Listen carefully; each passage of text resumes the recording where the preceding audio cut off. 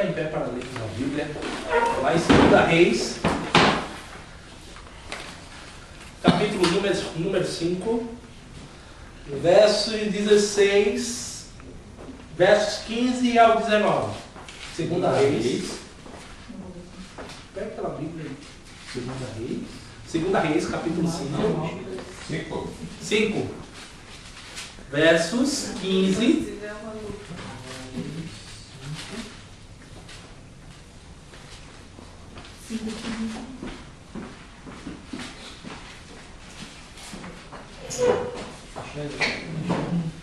Segunda Reis. Vem depois de 1 Reis e antes de 1 Crônicas, se eu não me engano. Capítulo 5, versos 15 a 19. Vamos fazer o seguinte, já que estamos aqui em pouco número, os homens lerão os ímpares e as mulheres lerão os pares. Pode ser? O 15. Então voltou ao homem de Deus com os homens e ele toda a sua comitiva e veio diante dele e disse: eis que tenho conhecido que em toda a terra não há Deus senão em Israel. Agora, pois, te peço que tomes uma bênção do teu servo. Mulheres. Porém ele disse: vive do Senhor em cuja presença estou, que não a tomarei. E estou com ele para que amasse, mas ele recusou. Ele disse Naamã: seja assim, contudo, desse a esse teu servo uma carga de terra de um jugo de mulas, porque nunca mais oferecerá a esse teu servo holocausto nem sacrifício a outros deuses, senão ao Senhor. Nisso perdoe o Senhor a teu servo. Quando meu Senhor entra na casa de Rimon para me quebrar, e ele se encosta na minha mão, e eu também me tenha de encurvar na casa de Rimon, quando assim me encurvar na casa de Rimon, nisso perdoe o Senhor a teu servo. Todos. E ele lhe disse: vai em paz. E foi-se dele a uma pequena distância. Amém? Não feche sua Bíblia, deixe sua Bíblia aberta. A gente vai acompanhar essa história aqui. Senhor nosso Deus, queremos te louvar e bendizer o teu nome, Senhor. Agradecer por tudo que tu tem feito. Por isso, Senhor, não me deixe adulterar essas escrituras, Senhor. Me ajuda a ser fiel, Senhor, a ela. E nos ajuda, Senhor, a compenetrar que essa palavra entre como espada em nossos corações, Senhor. Para que haja uma mudança total, Senhor, em nossas vidas, Senhor. Em nome de Jesus. Amém. Pode sentar, queridos. Vou ficar só aqui, só.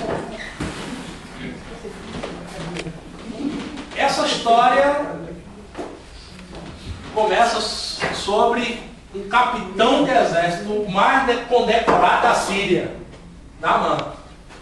Acho que muitos aqui já sabem dessa história. E um dos condecorados senhores da guerra daquela época que já tinha destruído todo o povo de Deus, que tinha conquistado território, Naamã estava com a lepra. Para vocês, eu acho que hoje lepra, nos nossos dias atuais, ela é muito comum. Porque talvez assim, tem-se cura já. Não sei ao certo se tem cura para a lepra hoje. Tem? Tem, né? Mas naquela época, todo leproso, diante do povo de Deus, era colocado fora da cidade. Eu quero fazer você refletir sobre isso aqui agora, porque essa doença entra não só para destronar o Deus da guerra, mas entra para quebrar o seu moral, a sua moral. Um cara que tinha todo um exército vencedor, que podia conquistar todas as terras como tinha conquistado e tudo. Era o Senhor da guerra que podia todas as coisas, mas não podia uma coisa: a sua própria vida. E aí a gente entra no clima dessa situação de pensar que Naamã estava numa situação muito delicada. Não conhecia quem era Deus e ainda tinha destruído o povo de Deus. Muitos talvez dizem assim, não, esse é o enviado de Satanás, do demônio, mas a palavra diz que Naamã foi enviado por Deus para derrubar o povo de Deus. Então eu começo a pensar que esse Deus apoiava Naamã em certas coisas, para quê? Para que ensinasse ao povo de Deus. A minha pergunta para você hoje à noite: o que tem azedado no seu coração? Talvez seja uma pergunta muito pertinente, muitos aqui, né? Porque a gente tem muitas histórias na vida. Eu acho que se pegasse cada uma pessoa aqui, a gente teria um livro para contar. Muitos já me dizem, por que você não escreve um livro sobre a sua história? Quanto já não disse para você? Quanto já não disse para você? Meu pastor e minha pastora Rosana e o pastor Fred, eles sempre dizem, um dia eu vou escrever um livro. Eu já estou registrando agora, viu? Você já fez a dívida. Então, a gente chega nessa situação em que as nossas circunstâncias da nossa vida azedou o nosso coração, por isso elas não precisam ser lembradas. Ela está no meu coração bem escondidinho e eu não quero ler. É ou não é o que a gente faz nas nossas vidas? Mas aí o que acontece nessa família maravilhosa em que vivemos na nossa sociedade? Quando lembra das nossas feridas, a primeira coisa, o que a gente faz? A gente se levanta querendo quebrar a cadeira nos outros, voar no pescoço, pegar o cabelo dele, dela e não me diga que não é não, porque às vezes eu peço a Jesus para ir lá em casa e digo, Jesus, me segura, Jesus. Porque o negócio às vezes aqui fica feio. Não por minha causa. É verdade. É verdade. Mas fica, queridos, fica ou não fica? Fica porque não queremos mudar. Já diziam os grandes filósofos que diziam assim, a coisa mais difícil é fazer o quê? Mudar. Ninguém quer mudar. Se tiver alguém aqui que queira mudar, talvez eu mude essa mensagem hoje aqui. Porque mudar é difícil. Mudar nos leva ao desconforto. Mudar nos faz mudar de direção, tirar nosso estado de conformidade, nos levantar e voltar a seguir um outro rumo. Quem já mudou aqui, muitas vezes, de lugar? Já mudou algumas vezes? Me diga aí, é bom se mudar? Não. Se mudar, tem uma coisa muito interessante. Meu irmão, acho que a gente até é expert.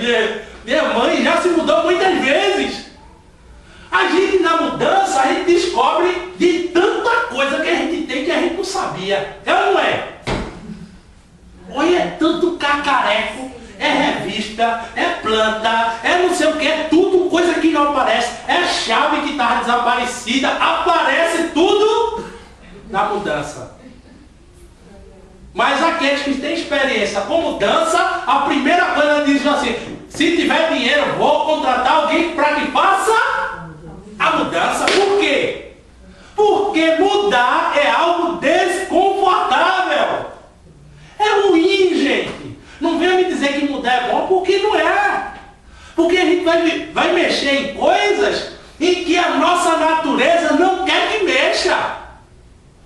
Porque aí você está na sua mudança, aí encontra uma foto de um determinado evento que aconteceu naquele dia, aí você já fica pensando, não era para eu ter pego essa mudança. Já começa ali.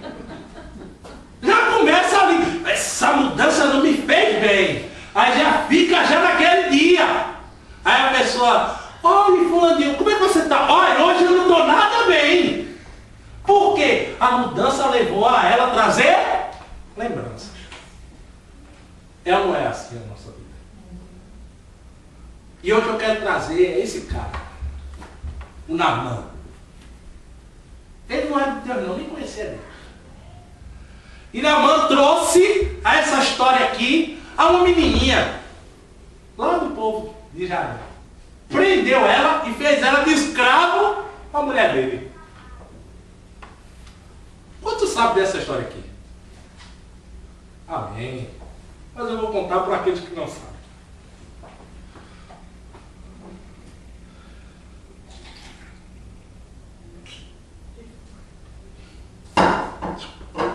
Tem um bicho aí dentro. Vai ver. Desconfortável. Bichinho. Então essa menina ela foi aprisionada no local de um povo estranho. Me diga aí, você que está preso num local e você não foi convidado, você é obrigado a ser escravo, tirado de sua família. Se o dono daquela casa tem lepra, qual a primeira coisa que você diz? Bem feito esse miserável. Essa doença tinha que vir para esse triste mesmo. Sabe por quê? Ele me tirou do meu povo. Olha, tirou do meu pai e da minha mãe. Esse triste tem que morrer. Olha, Deus não dá asa à cobra não. Esse ditado é muito comum, né?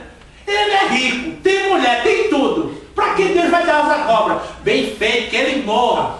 Ela podia ter orado assim: olha Deus, tu sabe, Deus, que ele fez muito mal a mim e ao meu povo. Por isso, Senhor, mata esse miserável agora. Podia ter dito ou não podia? Mas a história fala de outra coisa. Ela não deixou que as suas consequências na vida viessem a azedar o seu coração. E ela fala uma coisa muito interessante. A mulher de Naamã. Veja só. Qual era o valor que a mulher tinha naquela época?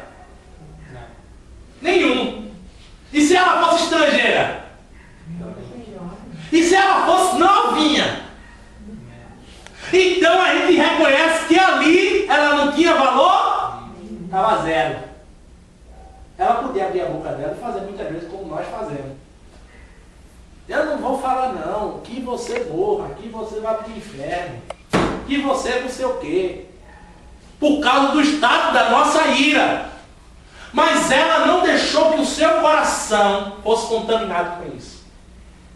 Ela disse à mulher de Naamã: olha, lá em Israel tem um cara que pode curar o seu esposo.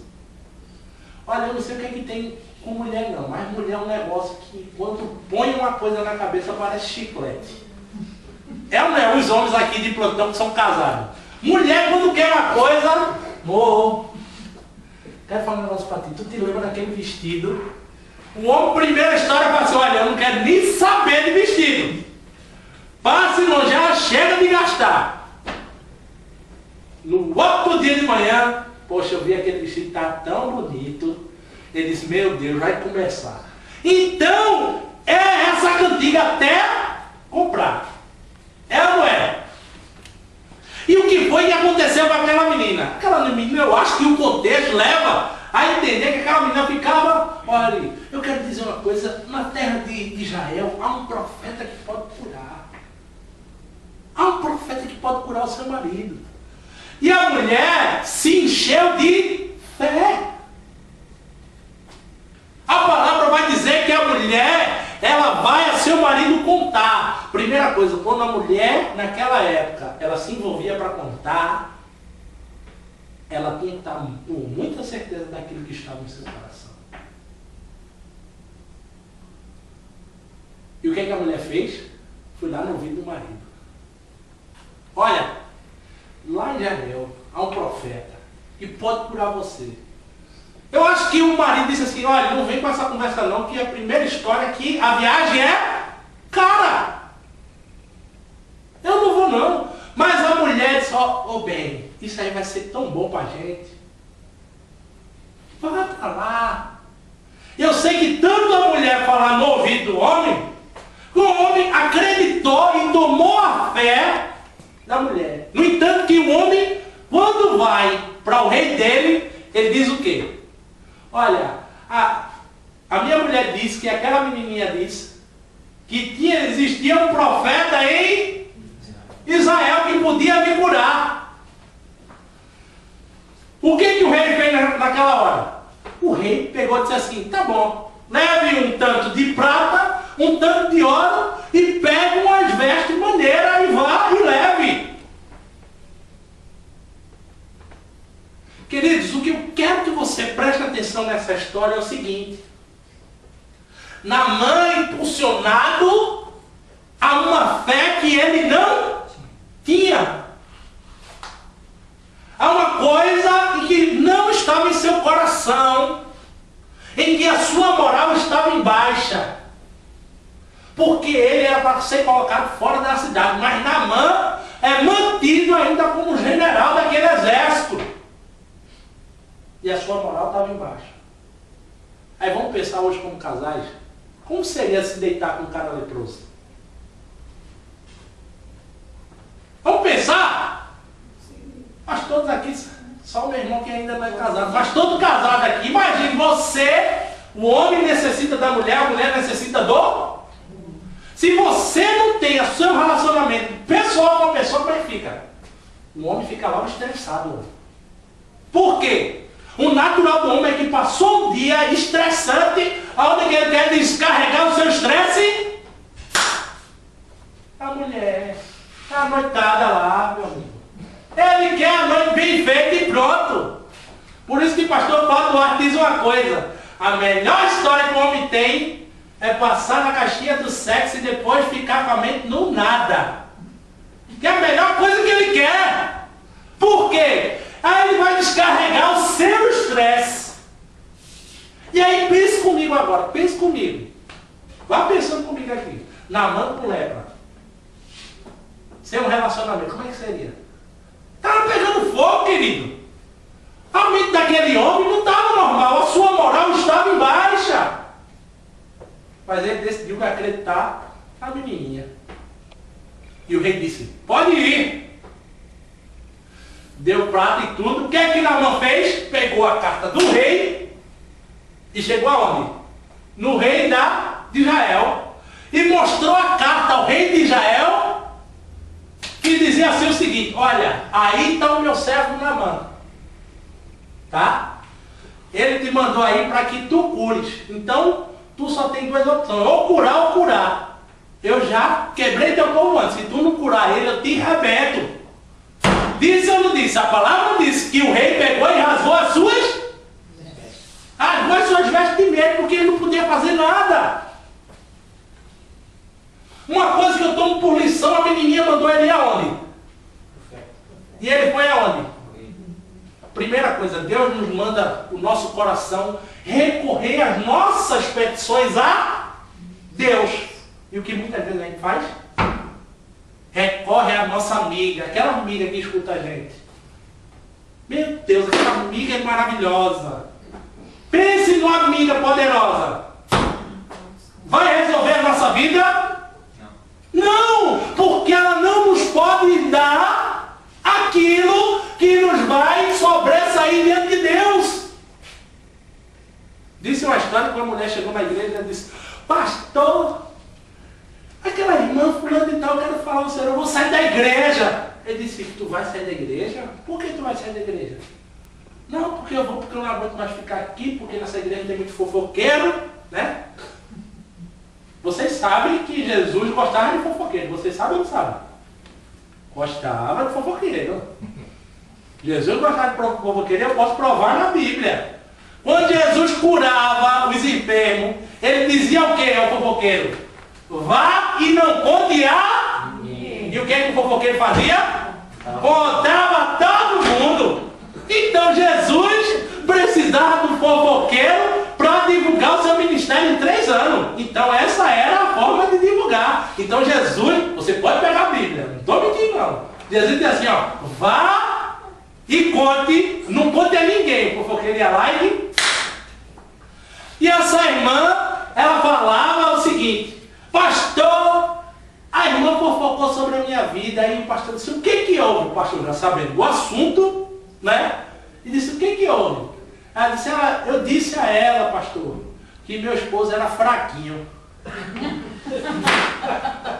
Aí, pastor, irmã, aí ele contando a história, disse assim, querido, quando o homem entrava na igreja, eu olhava para o homem e dizia, lá vem um fraquinho. Não falava mais Pensava, por quê? Já soube da história. Aí o pastor chegou e conversou com ela. Irmã, a senhora contou aquela fofoqueira, aquela língua de trapo, aquela que fala sobre os cotovelos, tudo. Não falou ela, falou. Mas conta pra mim, quem é a língua de trapo, fofoqueira, que contou a ela? Ela disse, sou eu, pastor. Eita, eu nem precisei dizer, o pastor disse. Então, porque muitas vezes depositamos as nossas confianças em pessoas que não resolverão a nossa vida. Porque se pessoas resolvessem a nossa vida, a gente estaria morando numa mansão. Era ou não era? Quer que eu prove a você? Seu pai e sua mãe, quando diziam uma coisa, não faça, e você fazia, o que dava? Quebrava a cara. Mas esses conselhos eram verdadeiros e são verdadeiros. Mas o que a gente fazia? Decidia seguir as nossas próprias vontades, os nossos próprios desejos, porque achamos que somos crescidos demais e que temos que ter as nossas decisões à flor da pele. Porque eu sou de maior, eu já tenho tantos anos, já passei por tanta coisa na minha vida e eu não devo nada a... Aí é que você se engana, aí é que você deve mesmo. É ou não é? É ou não é? Eu quero lhe provar que você deve muitas pessoas, sabe por quê? Porque nós somos devedores pelo aquilo que conquistamos.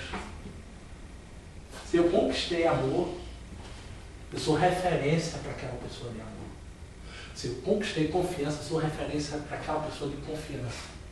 Porque eu não posso quebrar esse ciclo. Você concorda comigo? Então somos refém emocionais, direto ou indireto das pessoas. Mas aí volta comigo aqui a Naamã.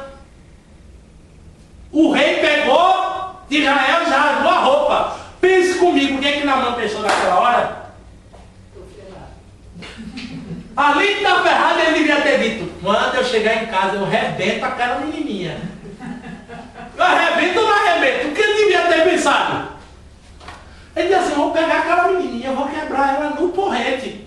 Eu vou pegar ela. Por quê? Foi ela que tinha dito a ele. E aí, o que é que os fofoqueiros de plantão fez?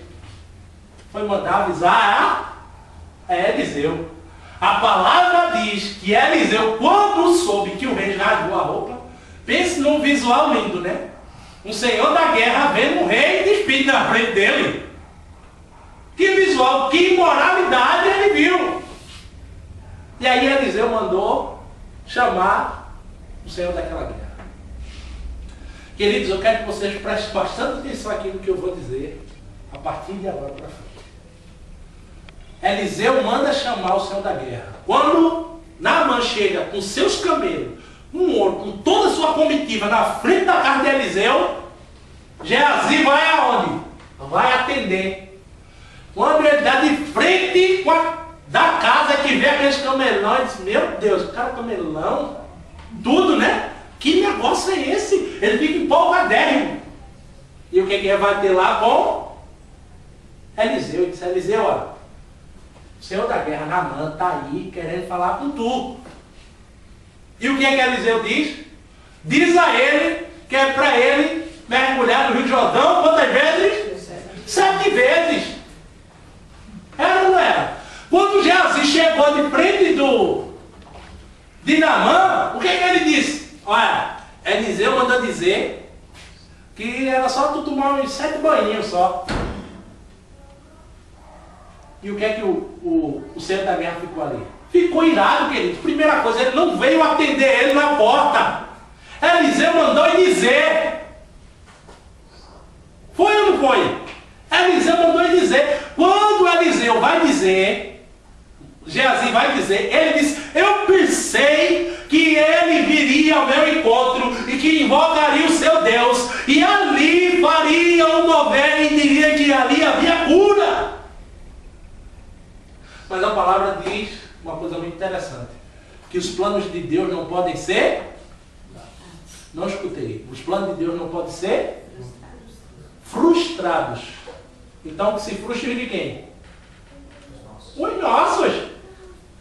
Se nós bem soubéssemos, a talharia, o menor percorrimento de espaço é o quê? É uma reta. É ou não é? Menor, é isso que diz? A menor distância entre dois pontos é uma. Então, se a gente sabe que o melhor é Deus, por que a gente não olha Deus? Qual é a tua vontade? Eu estava esses dias na minha casa com minha esposa, e eu estava meio estressadinho esse dia. Tinha chegado de viagem. Aí eu, lá com as minhas razões, e minha esposa disse: meu filho, o que é que Jesus faria? Aí quebra o camarada. Aí eu falei: ele não faria nada. E eu peguei, me calei, me sentei e só precisei me acalmar. Mas, queridos, quando Naamã, ele dá de cara com o servo do profeta, e ele diz que pensava fazer uma coisa, que pensava que ia invocar o seu Deus, queridos, aprenda uma coisa: nós não estamos para ditar a Deus o que tem que ser feito. E sim, Deus tem que ditar ao nosso coração o que tem que ser feito. Porque muitas vezes nas nossas vidas temos tudo, temos todas as coisas, mas queremos fazer a nossa própria vontade. Eu quero perguntar uma coisa a você aqui. Quantas pessoas vocês são mais novos do que eu? Né? Quando vocês eram novos, você queria ter o quê? Uma casa, um carro, uma família? Era ou não era? Era. Mas me responda uma coisa. Daqui a 200 anos, o que é que o carro vai ser para você? Daqui a 200 anos, o que é que a casa vai ser para você? Daqui a 200 anos, o que é que vai ser daquela roupa de marca para você?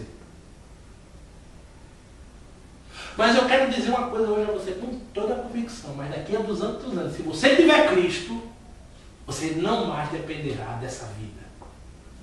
Cristo entrará no seu coração e fará morada, não para você viver uma vida aqui, morrer nela e for a sucumbir, mas você viverá uma vida de olho à morada celestial.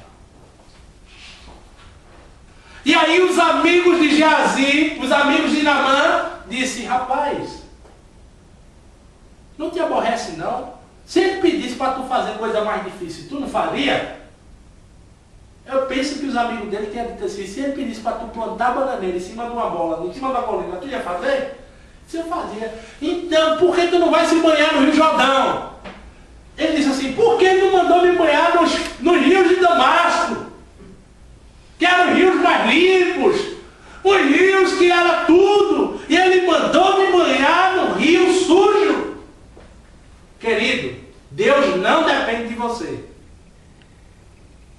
Nós é que dependemos de Deus. Eu quero dizer uma coisa para você sair daqui com essa coisa no seu coração, de uma vez por todas. Todas as coisas cooperam para o bem daqueles que amam a Deus. Por isso que nós devemos seguir a Deus, não a pessoa. E ali, quando Geazi, quando ele disse aquilo, eu acho que ele pensou mais uma vez: quando eu pegar aquela menininha que chegar em casa, eu vou arrebentar aquela menininha. Era ou não era? Foi mais uma dificuldade. Mais uma dificuldade ali para Naamã, que ele pensava. O que aconteceu? Pegou, tirou a roupa e foi se banhar. E a palavra diz que ele se banhou quantas vezes? 6. Eu acho que na mente dele a primeira, a segunda, não aconteceu nada. E aí, vocês estão vendo uma coisa? Segunda, terceira, disse assim: olha, quando eu pegar essa menininha que eu chegar em casa, eu vou arrebentar ela. Já estava de raiva, se banhar no rio sujo. Mas o que acontece no sétimo banho? Ele ficou limpo. Diz que a pele dele era que nem a de um bebê, um neném. Eu acho que ele pensou naquela hora e disse assim: eu sempre confiei naquela menininha. Eu sempre acreditei naquela menininha. Sabe o que é o mais importante, queridos? Naamã tinha uma lepra que não pegou na menininha, mas a menininha tinha uma fé que pegou em Naamã. Essa fé que nos comove, que nos faz sobressair sobre os nossos obstáculos. Essa fé que nos move para um estado diferente. diferente, onde que as minhas decepções, elas não vão morar mais em meu coração. As minhas decepções terão soluções. As minhas decepções, elas não terão morada, porque quem mora em meu coração é Cristo, é Deus. Porque Ele muda a minha história, Ele muda o meu cativeiro.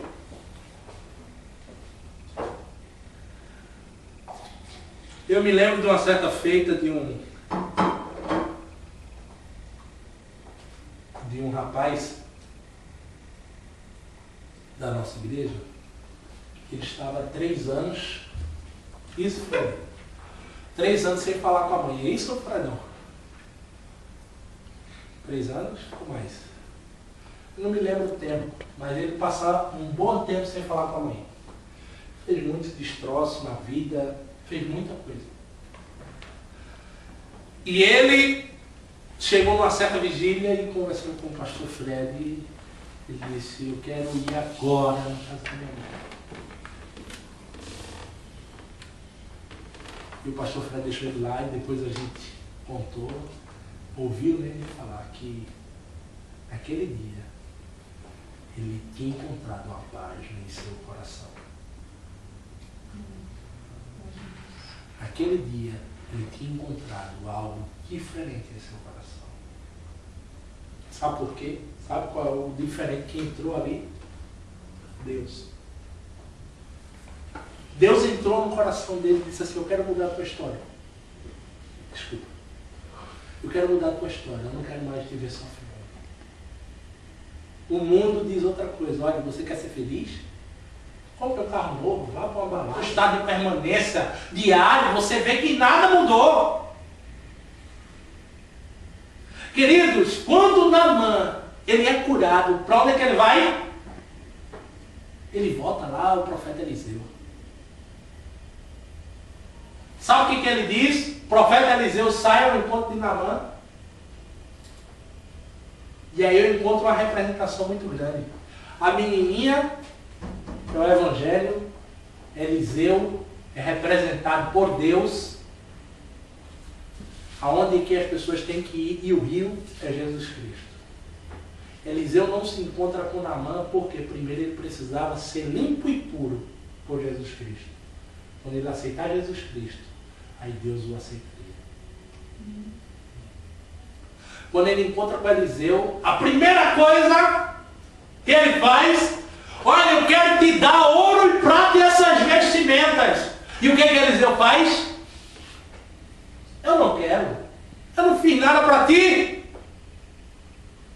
Quem fez alguma coisa por ti foi o Jordão. Se tu tiver que dar alguma coisa, dá o Jordão. Joga tudo no Jordão. O que muitas vezes pensamos? Que achamos que Deus é algo comprável. É algo que pode se comprar. É algo que pode se obter. Ah, eu tive a bênção, agora eu vou dar meu dinheiro para aquilo. Querido, Deus não precisa do seu dinheiro. Literalmente. Deus não precisa do seu dinheiro. E achamos muitas vezes que as nossas bênçãos têm que ser compradas. Eu vou trazer meu dízimo porque Deus vai me acrescentar mais. Eu vou trazer uma oferta, eu vou abençoar alguém porque Deus vai me dar mais. Queridos, em nome de Jesus, destrone isso na sua mente. Deus não precisa do seu dinheiro. Sabe o que aconteceu quando Eliseu disse isso a Naamã? Naamã na hora: Eliseu, me permita uma coisa. Me permita eu encher 2 burros desses que eu estou de areia daqui, para que eu possa adorar esse teu para sempre. O que eu quero dizer hoje aqui a vocês, queridos? Se você quer adorar alguém, adore a Deus. Ele tem o poder de mudar as nossas situações. Ele tem o poder de curar feridas instaladas na alma. Existem doenças hoje no nosso meio que se chama depressão e outras doenças que remédio nenhum pode alcançar. Você já viu doença do coração, mágoa, ser curada com remédio? Tristeza ser curada com remédio? Não tem. Mas eu tenho a plena convicção que existe só um remédio, Cristo. É Deus, quando Ele entra no nosso coração. Você diz, Paulo, mas eu tenho Deus há muito tempo, mas não mudou nada. Sabe por que falta mudar? A nossa atitude. Eu digo muito assim, quando a gente coloca o nosso coração, dizer assim, Deus transforma o meu coração. Porque muitas vezes o errado fui eu. Muda toda a história. Muda ou não muda? Eu acho que tem pessoas mais antigas do que eu no Evangelho aqui. Eu fico muito feliz. Se eu talvez perguntasse qual foi o melhor dia da sua vida em que você já viveu com Cristo, eu acho que vocês têm de coisa salteado qual dia. Tem ou não tem? E a minha pergunta para vocês hoje à noite é o seguinte: e por que não voltam? Será que vão viver só de lembranças passadas? Ou querem viver a fonte que nos renova todos os dias? A coisa mais difícil hoje que eu entrei aqui, Deus tem me falado desde a outra vez que eu falei com o Anderson, é que a coisa mais difícil é perdão. Eu vejo isso aqui muito forte. Muito forte mesmo. Se vocês tiverem a oportunidade de dizer assim, olha, mãe, pai, me perdoe por tudo que eu fiz, que eu falei. Sogro, sogra, marido, mulher, vocês quando estiverem em casa. Eu estava conversando com a psicóloga em Blumenau. Ela disse que 96% das pacientes dela foram molestadas sexualmente em sua infância. E que vivem em estados críticos ao extremo, emocionalmente. Mas eu quero dizer uma coisa a você. Existe uma liberdade que nos liberta desse jugo. Deus. Não permita sair daqui hoje mais uma vez aqui e dizer assim, olha, eu não vou pedir perdão. Liberte-se disso. A melhor coisa é você falar com a pessoa que você tem no seu coração e perdoar ela. Você já ficou com raiva de alguém? Você já conseguiu perdoar alguém? Como é que você se sente? Renovar, amigo, isso é um peso. Meu Deus, olha, eu passei 3 anos sem falar com meu pai. 3 anos. Qualquer outro dia eu falo sobre essa história. Mas, querido, todas as vezes que eu ia falar com ele, trancava aqui. Eu não queria nem falar. Meu pai era separado da minha mãe. Trancava. Mas, querido, no dia que eu decidi sair, parece que aquilo, ó, foi tudo palpitado. E a alegria do coração de ver meu pai foi renovada. Você quer ser livre e liberto? Libere o seu passado. Viva o presente. Deixa as coisas do passado no passado. Mas a gente tem uma mania de trazer o passado à tona. Olha, você fez isso, você fez isso, você fez isso, você fez aquilo, miserável. Agora tu vai pagar. Eu não sou Deus, não. Meu nome é fulano de tal. É ou não é? Mas a gente se esquece que a gente está entrelaçado com aquela pessoa emocionalmente. E eu queria, no nome de Jesus, você ter alguma coisa em seu coração, hoje aqui, dizer assim, pastor, olha, eu queria liberar perdão, mas a pessoa morreu, eu não consigo mais, não tive mais oportunidade.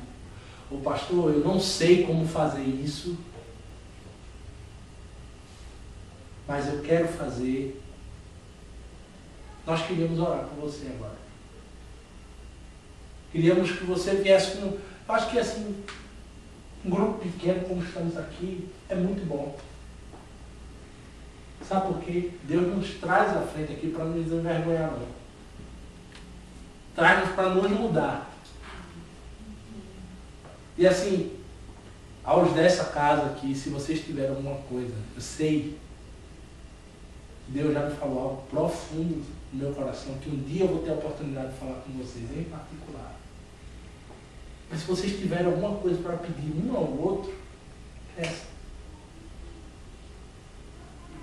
Vocês são uma família abençoada. Vocês são uma família de Deus. Uma família que foi plantada no coração de Deus. Não deixe que as coisas do passado corrompam os seus costumes.